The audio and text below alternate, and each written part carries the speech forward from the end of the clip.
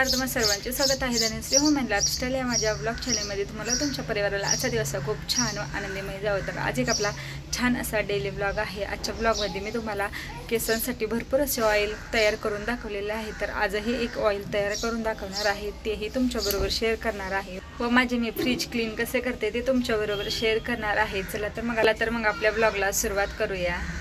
Fridge clean करण्याच्या आधी सर्वात आधी मेन स्विचचं बटन आहे ते बंद करून ठेवायचं व त्यानंतर सर्व आता मी सामान काढून घेत आहे व अशा प्रकारे कापलेला अर्धा लिंबू बाहेर न ठेवता फ्रीजमध्ये ठेवलं तर एक्स्ट्राचा जो काही वास येत असेल तर ते लिंबू ॲब्झॉर्ब करून घेतं, त्यामुळे ते बाहेर न ठेवता फ्रीजमध्ये ठेवायचं।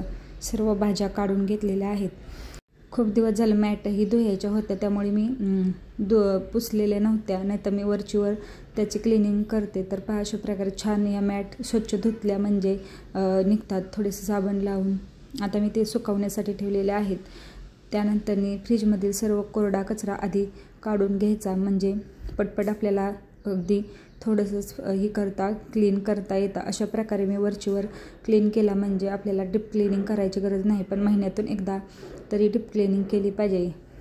तर परतच्या व्हिडिओमध्ये मी तुम्हाला अगदी डीप क्लिनिंगचा व्हिडिओ दाखवेल। तर स्प्रे बॉटलमध्ये मी पाणी, थोडंसं विनेगर व डिशवॉश जेल टाकून स्प्रे बनवलेला आहे। याने सुद्धा पुसले तर खूप छान असं निघतं। तर पहा मी सर्व स्प्रे मारून घेतलेला आहे व छानपैकी असे कोरड्या नॅपकिनच्या साहाय्याने पुसून घेणार आहे। या लिक्विडने जर खूप डाग असतील तरीही अगदी सहज निघतात, खूप वेळ लागत नाही व पटकन आपण थोडंसं पुसलं तरीही स्वच्छ असा आपला फ्रीज क्लीन होतो। तर पहा आता मी सर्व पुसून घेत आहे। पहा कसा चकाचक असा क्लीन झालेला आहे। तर माझं वरचं बर्फाचं सेक्शन खराब झालं नव्हतं म्हणून मी ते क्लीन केलं नाही। तर पहा खालचं साईड किती छान व अशी चकाचक झालेली आहे। तुम्हाला असा चकाचक फ्रीज आवडतो की नाही ते मला नक्की कमेंट करून सांगा। तर पहा आता मी थोडंसं 5 ते 10 मिनटं त्याला असंच ठेवणार आहे व त्यानंतर राहिलेलं सर्व आता आपण सामान ठेवून देणार आहे। तोपर्यंत मॅटही कोरड्या झालेल्या आहेत, तर त्यात आम्ही टाकून घेणार आहेत व सर्व सामान यामध्ये लावून देणार आहे। तर पहा अशा प्रकारे मोकळा छान व अगदी चकाचक असा झटपट फ्रीज मी क्लीन केलेला आहे। त्यानंतर आता मी तुम्हाला ऑइल दाखवणार आहे। तर माझ्या किचन गार्डनमध्ये छान असे कोरफड आहे, तर आज मी तुम्हाला कोरफडीचं तेल कसं करायचं ते दाखवणार आहे। याच्या आधीही भरपूर ऑइल मी तुमच्याबरोबर शेअर केलेले आहेत, पण आज मी कोरफडीचं ऑइल करणार आहे तर ते तुमच्याबरोबर शेअर करणार आहे।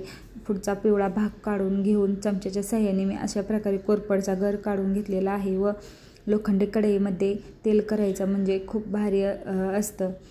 त्यानंतर इथे मी पॅराशूट तेल घेतलेलं आहे। तुमच्याकडे जर कच्चं घाण्याचं तेल असेल तर ते तर खूप भारी, पण माझ्याकडे नव्हतं तर मी आता इथे पॅराशूट ऑइल घेतलेलं आहे। तुम्हाला हवं तेवढं तुम्ही तेल बनवू शकता, पण खूप जास्त प्रमाणातही बनवून ठेवायचं नाही। त्यानंतर त्यामध्ये अगदी थोडासा कांदा, मेथीचं बी व माझ्याकडे वाळलेली जास्वंदीची फुले होती तर मी ते वापरलेले आहेत। तुमच्याकडे जर देव पूजल्यानंतर राहिलेली फुले असतील तर तीही वापरू शकता, याचा भारी उपयोग होतो। व देवपूजा केल्यानंतर फुले इथे तिथे न टाकता अशा प्रकारे तेलासाठी ठेवली तर त्याचा उपयोग होतो। त्यानंतर खूप सारी अशी कोरफड टाकलेली आहे व छान आता मी हे शिजवून घेणार आहे, म्हणजे त्यातील सर्व अर्क या तेलामध्ये उतरेल। तर पहा अशा प्रकारे केसांना तेल लावले म्हणजे केस गळती थांबते व नवीन केस येण्यासाठी मदत होते। त्यानंतर थंड झाल्यानंतर मी गाळून घेतलेला आहे व यामध्ये एक व्हिटॅमिन सीची कॅप्सूल टाकणार आहे। व्हिटॅमिन सीमुळे आपले केस गळत नाहीत व खूप छान असे मऊ व सिल्की असे होतात। तर पहा एक कॅप्सूल मी या एवढ्या तेलामध्ये टाकलेला आहे। व्हिडिओ कसा वाटला तो नक्की मला कमेंट करून सांगा। धन्यवाद।